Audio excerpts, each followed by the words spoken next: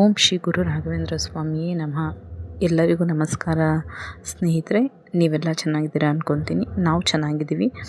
ಇವತ್ತಿನ ವಿಶೇಷತೆ ಲಾಗ್ ಏನಂದರೆ, ಗುರು ರಾಘವೇಂದ್ರ ಸ್ವಾಮಿಯ ಮಹಿಮೆ, ಅಂದರೆ ಗುರು ರಾಘವೇಂದ್ರ ಸ್ವಾಮಿ ನನಗೆ ಏನೆಲ್ಲ ಒಳ್ಳೇದು ಮಾಡಿದೆ, ಅದರಿಂದ ನಾವು ಯಾವ ರೀತಿ ಪೂಜೆ ಮಾಡ್ತಿದ್ವಿ, ಅದರಿಂದ ನಿಮಗೆ ಏನಾದರೂ ಒಂದು ಒಳ್ಳೆಯದಾಗ್ಬೋದು ಅನ್ನೋ ಉದ್ದೇಶದಲ್ಲಿ ಈ ಒಂದು ವಿಡಿಯೋನ ನಾನು ಮಾಡ್ತಾಯಿದ್ದೀನಿ.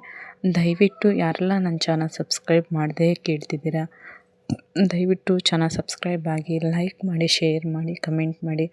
ಗುರು ರಾಘವೇಂದ್ರ ಸ್ವಾಮಿಯ ಯಾವ ರೀತಿ ನಮಗೆ ಒಳ್ಳೇದು ಮಾಡ್ತು ಅಂತ ಕೇಳೋಕ್ಕಿಂತ ಮುಂಚೆ ನನ್ನ ಚಾನಲ್ ಸಬ್ಸ್ಕ್ರೈಬ್ ಆಗಿ ಫ್ರೆಂಡ್ಸ್. ದಯವಿಟ್ಟು ಕೇಳ್ಕೊತಾ ಇದ್ದೀನಿ. ಬನ್ನಿ, ನನಗೆ ಏನು ಒಳ್ಳೆಯದಾಯಿತು, ನನಗೆ ಯಾವ್ಯಾವ ರೀತಿ ಒಳ್ಳೆಯದಾಯಿತು, ನಾವು ಯಾವ ರೀತಿ ಗುರು ರಾಘವೇಂದ್ರ ಸ್ವಾಮಿಯನ್ನು ಆರಾಧಿಸ್ತೀವಿ ಅಂತ ಕೇಳೋಣ ಬನ್ನಿ ಫ್ರೆಂಡ್ಸ್. ಮೊದಲನೇದಾಗಿ ಗುರು ರಾಘವೇಂದ್ರ ಸ್ವಾಮಿನ ನಾನು ಇವಾಗ 3 ವರ್ಷದಿಂದ ಪೂಜೆ ಮಾಡ್ತಾಯಿದ್ದೀನಿ ಫ್ರೆಂಡ್ಸ್. ಇದಕ್ಕಿಂತ ಮುಂಚೆ ನಾನಿನ್ನು ಗುರು ರಾಘವೇಂದ್ರ ಸ್ವಾಮಿನ ನಂಬಿರಲಿಲ್ಲ.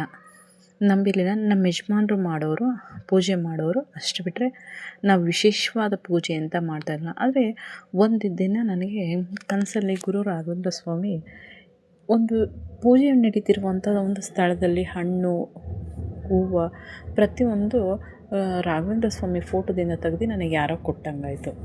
ಸರಿ, ಅಲ್ಲಿಂದ ಬೇರೆ ಒಬ್ಬರು ನಾವು ಗುರುವಾರ ಉಪವಾಸ ಇದ್ದು ಪೂಜೆ ಮಾಡ್ತಾಯಿದ್ದೀವಿ ಅಂತ ಬೇರೆಯವ್ರು ಹೇಳಿದ್ರು. ಆದರೆ ನಮ್ಮ ಮನೇಲಿ ಗುರುವಾರ ಪೂಜೆ ಮಾಡ್ತಿದ್ರು, ಆದರೆ ಉಪವಾಸ ಏನಿರ್ತಾ ಇಲ್ಲ. ಆದರೆ ಬೇರೆಯವ್ರು ಏನಾದರೂ ನಾವು ಪ್ರತಿ ಗುರುವಾರ ಮಟನೆಲ್ಲ ಏನೋ ತಿಂದೆ ಪೂಜೆ ಮಾಡ್ತಾಯಿದ್ದೀವಿ ಅಂತ ಅಂದರು.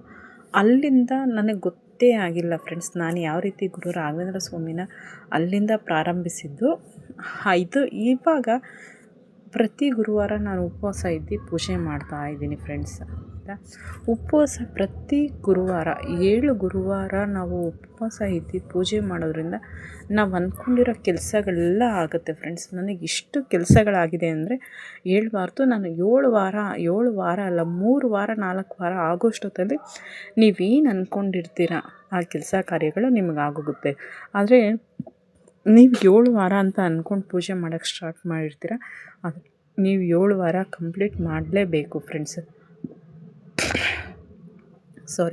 ಆಮೇಲೆ 7 ವಾರದಲ್ಲಿ ಮಧ್ಯೆ ಒಂದೊಂದು ವಾರ ಮಿಸ್ ಆಗ್ಬೋದು, ಪರವಾಗಿಲ್ಲ. ಹೆಣ್ಮಕ್ಳದು ಪರ್ಸನಲ್ ಪೀರಿಯಡ್ಸ್ ಪ್ರಾಬ್ಲಮ್ ಇದ್ದರೆ ಅದು ಓಕೆ, ಅಥವಾ ನಾನ್ ವೆಜ್ ಏನೋ ತಂದು ಮಾಡಿದರೆ ಓಕೆ, ಆವಾಗ ಮಾಡಲೇಬೇಡಿ. ಅದು ಬಿಟ್ಟು ನೆಕ್ಸ್ಟ್ ಗುರುವಾರ ಪೂಜೆ ಮಾಡಿ. ಏಕಾದಶಿಲಿ ಬರೀ ತುಳಸಿ ಅಷ್ಟೇ ಇಡಬೇಕು ಫ್ರೆಂಡ್ಸ್, ತುಳಸಿ ಇಟ್ಟು ಅಷ್ಟೇ ಪೂಜೆ ಮಾಡಬೇಕು. ಆದರೆ ಬೇರೆ ದಿನ ನಿಮಗೇನು ಹೂವು ಅನುಸಾರ ಏನಿರುತ್ತೆ ನಿಮ್ಮ ಆಸಕ್ತಿ ಅನುಸಾರ. ಆದರೆ ರಾಘವೇಂದ್ರ ಸ್ವಾಮಿಯವರು ಕೇಳೋದು ಭಕ್ತಿ ಅಷ್ಟೇ. 7 ಗುರುವಾರ ನಿಮಗೆ ಏನು ಅವಶ್ಯಕತೆ ಇದೆ, ಯಾವುದಾದ್ರೂ ಒಂದನ್ನು ನೆನೆಸ್ಕೊಂಡು ನೀವು ಪೂಜೆ ಮಾಡೋಕ್ಕೆ ಪ್ರಾರಂಭಿಸಿದ್ರೆ ರಾಘವೇಂದ್ರ ಸ್ವಾಮಿ ನೀವು ಅಂದ್ಕೊಂಡಿದ್ದನ್ನು ಗ್ಯಾರಂಟಿ ಮಾಡೇ ಮಾಡ್ತಾರೆ ಫ್ರೆಂಡ್ಸ್. ಇದರಲ್ಲಿ ನಾನಂತೂ ತುಂಬಾ ಬಿಲೀಫ್ ಇಟ್ಟಿದ್ದೀನಿ ಮತ್ತು ತುಂಬ ಕೆಲಸಗಳು ನನಗಾಗಿದೆ ಫ್ರೆಂಡ್ಸ್. ನಿಮಗೂ ಒಳ್ಳೆಯದಾಗಲಿ, ನಿಮ್ಮೆಲ್ಲರಿಗೂ ಒಳ್ಳೆಯದಾಗಲಿ. ಹಾಗೆ ಗುರು ರಾಘವೇಂದ್ರ ಸ್ವಾಮಿಯವ್ರ ಹತ್ರ ನಮಗೆ ಏನಾದರೂ ಅವಶ್ಯಕತೆ ಇದೆ ಎಂದಾಗ ಜೋರಾಗಿ ನಾವು ಕೇಳಬೇಕು. ಪೂಜೆ ಮಾಡುವಾಗ ಮೆಲ್ಲಗೆ ಗುರು ರಾಘವೇಂದ್ರ ಸ್ವಾಮಿ ಗುರುಗಳಿಗೆ ಕೇಳೋ ಥರ ಸ್ವಲ್ಪ ಜೋರಾಗಿ ನಾವು ಒಬ್ಬ ವ್ಯಕ್ತಿ ಹತ್ರ ಆಗಲಿ, ಒಬ್ಬರು ಮನುಷ್ಯರ ಹತ್ರ ಆಗಲಿ, ನಮ್ಮ ಮಕ್ಕಳ ಹತ್ರ ಆಗಲಿ ಯಾವ ರೀತಿ ಮಾತಾಡ್ತೀವಿ ಅದೇ ರೀತಿ ಗುರುಗಳ ಧ್ಯಾನ ಮಾಡಬೇಕು.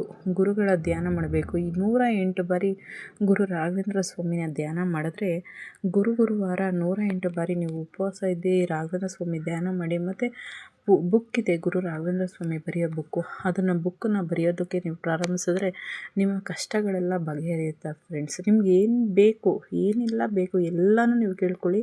ನನಗೆ ಕಮೆಂಟ್ ಮಾಡಿದರು ಕೆಲವೊಬ್ಬರು, ನಾನು ಅವರಿಗೂ ಅದೇ ಹೇಳಿದ್ದು, ಗುರು ರಾಘವೇಂದ್ರ ಸ್ವಾಮಿನ ನಂಬಿ ರಾಘವೇಂದ್ರ ಸ್ವಾಮಿನ ಪೂಜೆ ಮಾಡಿ, ಗ್ಯಾರಂಟಿ ಆಗೇ ಆಗುತ್ತೆ. ರಾಘವೇಂದ್ರ ಸ್ವಾಮಿನ ಪೂಜೆ ಮಾಡಿ ನಂಬಿ ಮೋಸ ಹೋದವ್ರು ಯಾರೂ ಇಲ್ಲ ಅಂತ.